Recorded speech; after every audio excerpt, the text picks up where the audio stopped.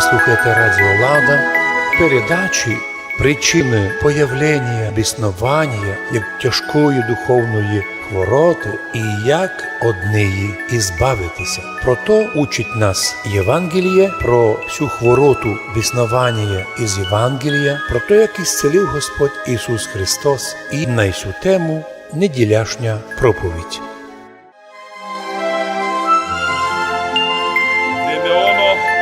Пришедшую Ісусу в страну Гергесинську, стрітили його два біснуваті од гробов ісходящі, люто злі, так що не мож було нікому минути путем тим.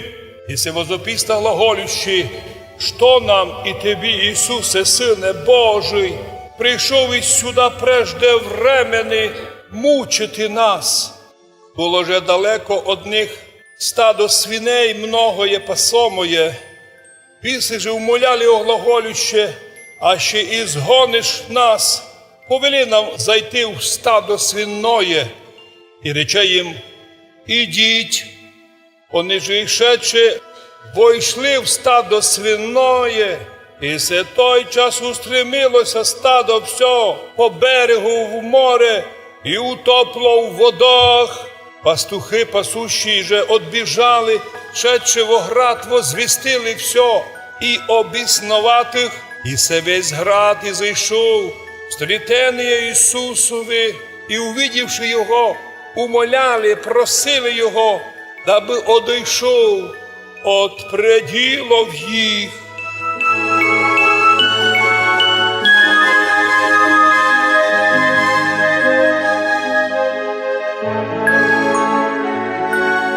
Ви слухаєте Радіо Олада в передачі «Біснування» – тяжка духовна хворота, від якої ізбавляються вірою во Христа Ісуса.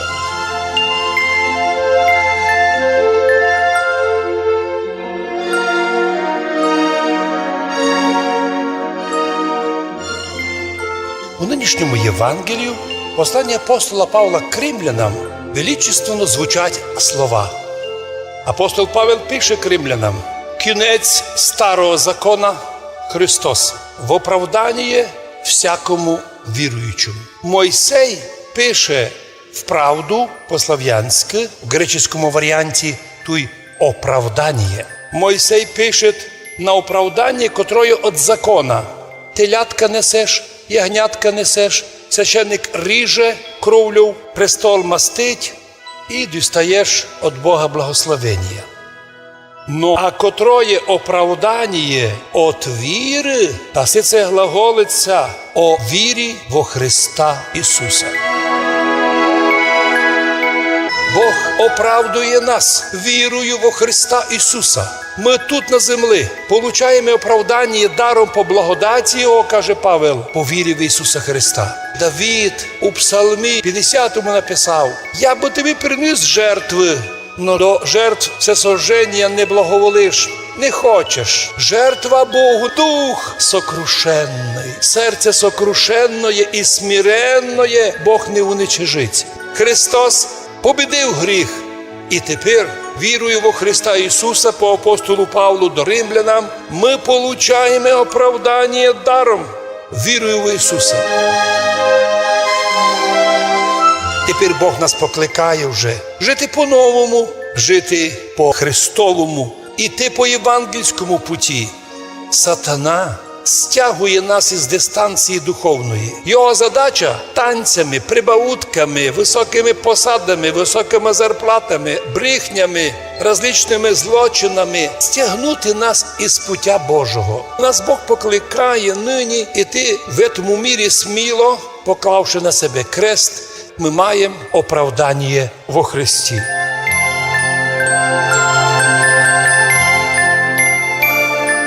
Ми повинні вірою во Христа Ісуса не тільки серцем, устами, но ще й ділами доказати, що ми Христові.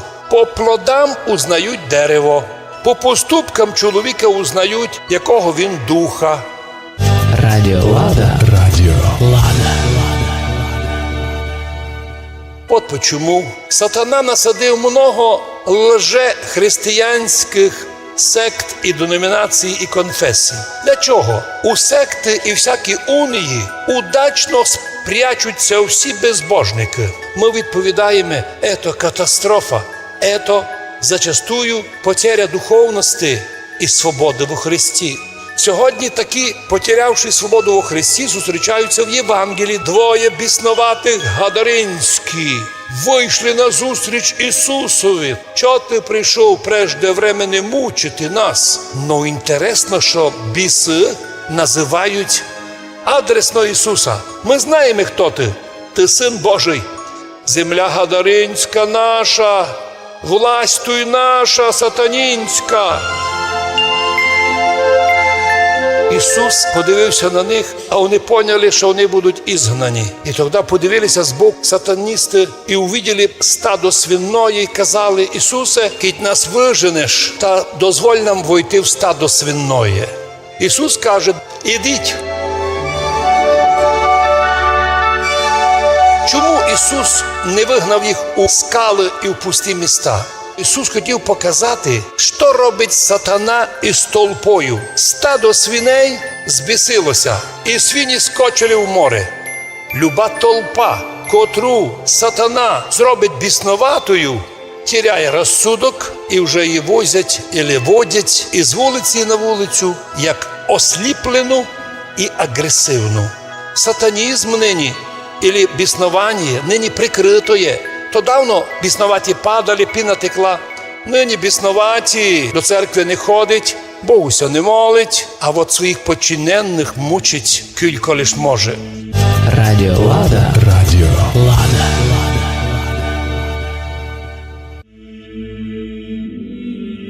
От почому біснування в 21 віці має уже відкриті форми. Нині біснуваті уже не скривають свої ненависті до церкви Христової. Не скривають. Що робити православним християнам? Відповідь завжди одна ясна. Ми кажемо, Господи, скільки ми можемо видіти неакуратностей людей неправославних? Не обіжаємося, не боїмося. В цьому мірі не все добре у душах людей. Православним християнам не треба чекати награди цього світа. Православні християни нині об'єкт гонєнь і ужасніших уніжень. Чим закінчиться? А закінчиться перемогою православних. Ми завжди то знаємо. Після гонень приходить краса, радости. Головне, що в часи гонення остатися скромними, вірними, молитися за свій край, за свою державу.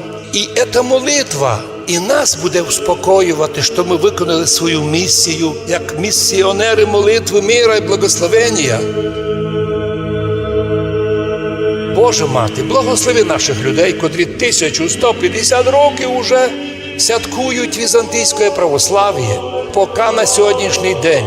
Ні одна релігія в світі, ні одна філософія не може рунятися з нашим пренебесним, благословенним даром, котрий принесли Кирил і Мефодій, віра візантійська православна, її ще називають Кирило-Мефодіївська. Тут присутствує благодать Божа, Дух Святий помагає нам, що у всьому світі ми залишили добрі сліди в назвах, поступках, у поведінці, бо так поступаючи, і в всьому світі ми вписуємося у красиві сторінки історії, а в вічності со святими зможемо наслідувати Царство Божоє. Амінь.